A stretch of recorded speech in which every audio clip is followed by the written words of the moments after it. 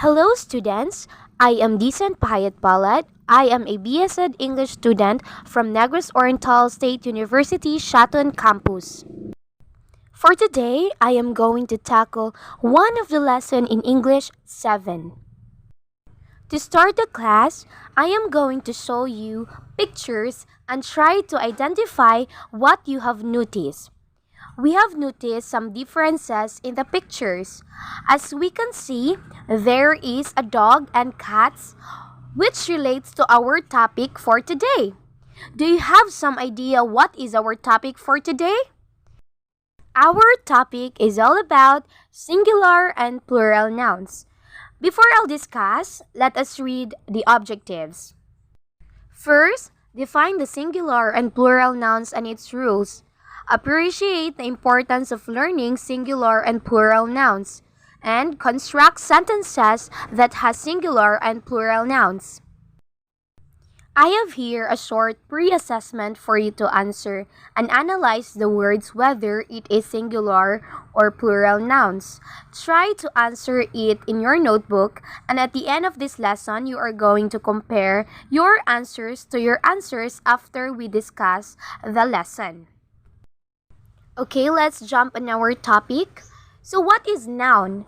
A word used to identify any of a class of people, places, or things. A noun is usually a single word. Example, cake, shoes, school, bus, and a time and a half. These are all called nouns. So we have here singular nouns. Singular noun is a noun that refers to only one person, place, thing, or idea. Simply, singular noun refers to a single object. The word singular, when used in grammar, means nothing or pertaining to a member of the category of numbers found in many languages that indicates that a word form has one referent or denotes one person, place, thing, or instance. Let's take a look at these 3 examples of singular noun. Number 1 example is foot. Let's use foot in sentence. A foot slip is preferable to a tongue trip. Example number 2, chair. On the chair, he wrinkled uncomfortably. Example number 3, man. A man becomes fat if he eats frequently. Plural noun. Plural noun is the form of a noun that used to show there is more than one person, place, thing, or idea. In general, plural nouns are made by adding s or es to the ends of the singular nouns. Here are examples of plural noun. Cities, babies, keys. So as you notice in the examples, the words are added by s and es, which becomes into plural. However, this isn't always the case.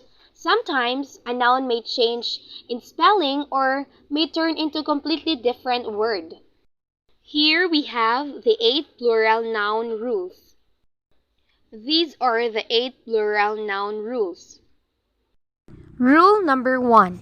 Add s to form the plural of most nouns. Example, girl and apple. Just simply add s to form plural, which becomes girl into girls, apple to apples.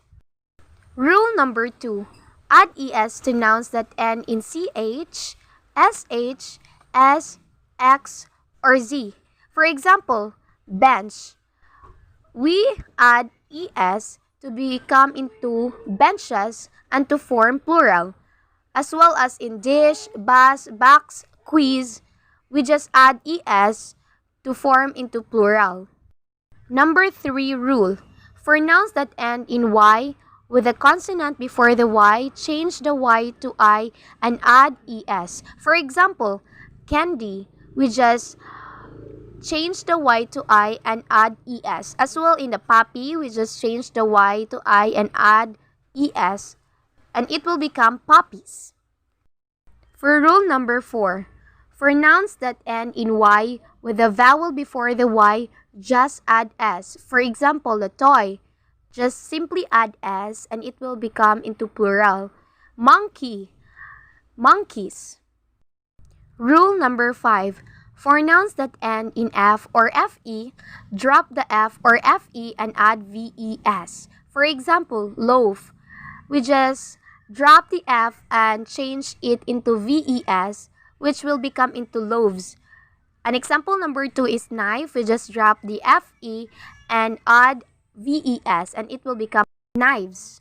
So for rule number 6, for nouns that end with a consonant before an O, add ES. For example, potato and tomato, which had the end of O, we just add ES and it will become potatoes and tomatoes. That will become into plural.